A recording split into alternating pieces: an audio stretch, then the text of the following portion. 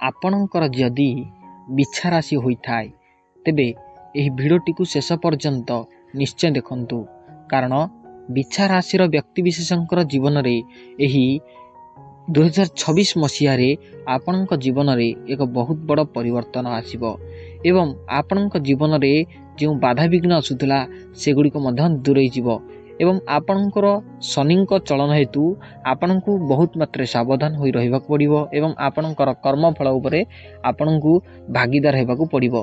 तेणु आपण जदि बिछा राशि व्यक्ति विशेष होइथांती एवं ईश्वर को सच्चा हृदय विश्वास करुथांती तेबे कमेंट रे जय जगन्नाथ जय शनिदेव जय महादेव निश्चय लिखंतु एवं भिडियोटी को शेष पर्यंत निश्चय देखंतु बिछा राशि व्यक्ति विशेष माने बहुत साहसी एवं सरल होइथांती किंतु एही नवेम्बर किंतु एही 2026 रे आपणक जीवन रे एक बहुत विराट परिवर्तन आसीबो कारण आपणकर अधिपति रहिबे मंगल ग्रह।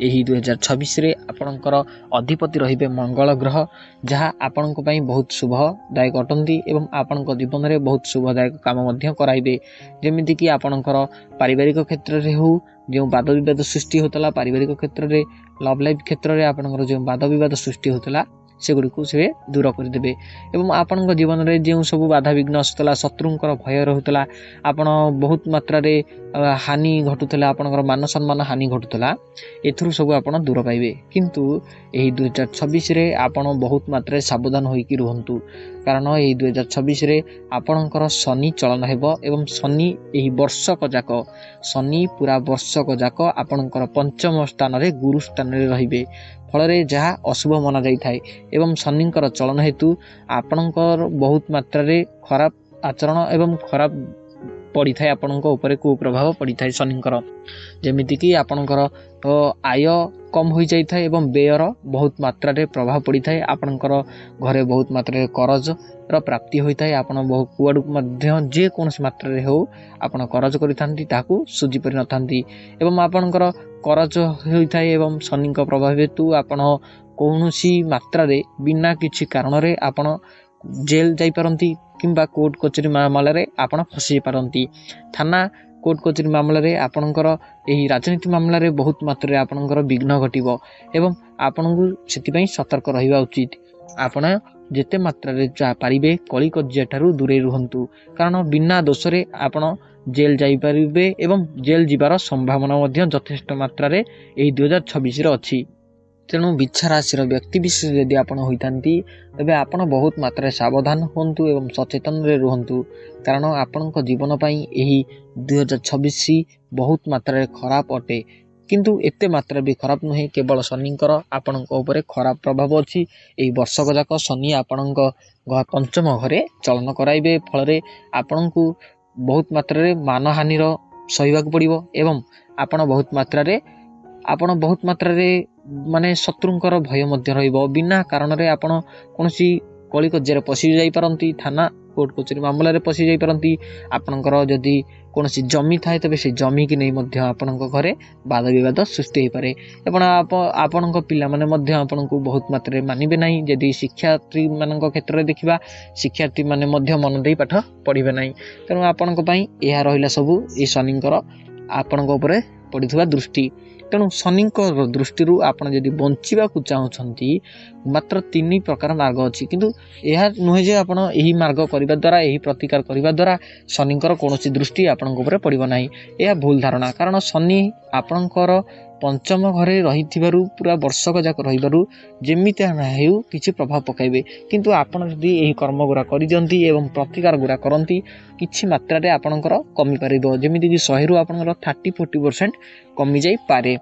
आपण देखिबे शनि होचंदी के ना कर्मफल दाता तेणुकरी आपणकर कर्म को निर्धारित आपन फल देथांती जदि आपण कोनोसी खराब कार्य करथांती एवं कोनोसी खराब कार्य रे लीन थांती तबे आपण बहुत सचेतन हो जांतु आपण जदि मदिरा पान करिथांती किंबा जे कोनोसी निशा द्रव्य पान करथांती तबे आपणक पई शनिकर प्रभाव अत्यंत मात्रा रे पड़िबो खास करी आपण लोक मानक पई जदि आपण ଚାହୁଁଛନ୍ତି ଏଥିରୁ ବଞ୍ଚିବା ପାଇଁ। ତେଣୁ ପ୍ରଥମତଃ ଆପଣ ଏ ମଦିରାପାନ ଛାଡ଼ନ୍ତୁ ଏବଂ ନିଶା ଦ୍ରବ୍ୟ ଗ୍ରହଣ ଛାଡ଼ନ୍ତୁ। କାରଣ ନିଶା ଦ୍ରବ୍ୟ ଯେଉଁଠି ହୋଇଥାଏ ଶନିଙ୍କର କୁପ୍ରଭାବ ସେଇଠାରୁ ହିଁ ଆରମ୍ଭ ହୋଇଥାଏ ଏବଂ ଶନିଙ୍କର ପ୍ରଭାବ ଏତେ ମାତ୍ରାରେ ପଡ଼ିଥାଏ ଯେ ସେ ବ୍ୟକ୍ତି ଏତେ ଇଲୁଜନରେ ଥାଏ, ଏତେ ମାୟାରେ ପଶିଯାଏ ଯେ ସେ କିଛି ଜାଣିପାରେ ନାହିଁ।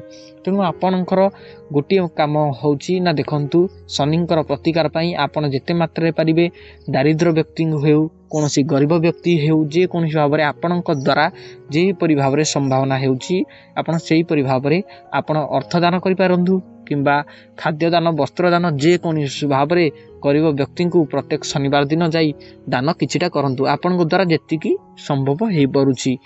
ଆଉ ଗୋଟେ କାମ କରନ୍ତୁ, ପ୍ରତ୍ୟେକ ଦିନ କଳା ଗାଈ ହେଉ କିମ୍ବା କଳା ଷଣ୍ଢ ହେଉ ଆପଣଙ୍କ ଘରେ ହେଉଥିବା ରାତିରେ ବାସି ରୁଟିକୁ ଖାଇବାକୁ ଦିଅନ୍ତୁ। ଦେଖିବେ ଶନି ଆପଣଙ୍କ ଉପରେ ସନ୍ତୁଷ୍ଟ ରହିବେ। ଏବଂ କାକକୁ ମଧ୍ୟ ଖାଇବାକୁ ଦିଅନ୍ତୁ, ପୋଡ଼ା ରୁଟି କିମ୍ବା ବାସି ରୁଟି ଆପଣ ଖାଇବାକୁ ଦିଅନ୍ତୁ କାଉକୁ ମଧ୍ୟ ଦିଅନ୍ତୁ। ଦେଖିବେ ଆପଣଙ୍କର ମଙ୍ଗଳ ହେବ। ଆଉ ଦେଖିବେ ଏହି 2026 ପରଠାରୁ ଆପଣଙ୍କର ଚାରିଆଡ଼େ, ଆପଣଙ୍କର ବାରିପଟେ ହେଉ କିମ୍ବା ଆପଣଙ୍କର ଦାଣ୍ଡପଟେ ହେଉ, ଯେକୌଣସି ମାଧ୍ୟମରେ ହେଉ, ଆପଣଙ୍କର ଘର ଚାରିପଟେ କେବଳ କାକଙ୍କର ବର୍ଷା ହେବ ଏବଂ କାକ କୁଆଡ଼ୁ ଥିବେ ନା କାହିଁକି ଆପଣଙ୍କ ଦ୍ୱାରେ ଆସିକି ଭୁକିବେ, ବୋବେଇବେ। ଏବଂ କଳା କୁକୁରଙ୍କୁ ମଧ୍ୟ କିଛି ଖାଇବାକୁ ଦିଅନ୍ତୁ। ଦେଖିବେ ଶନି ଆପଣଙ୍କର ଘର ଚତୁଃପାର୍ଶ୍ୱ ମଧ୍ୟରେ ରହିବେ ଏବଂ ଦେଖିବେ ଆପଣଙ୍କ ଉପରେ କୌଣସି ପ୍ରଭାବ ପକାଇ ପାରନ୍ତି।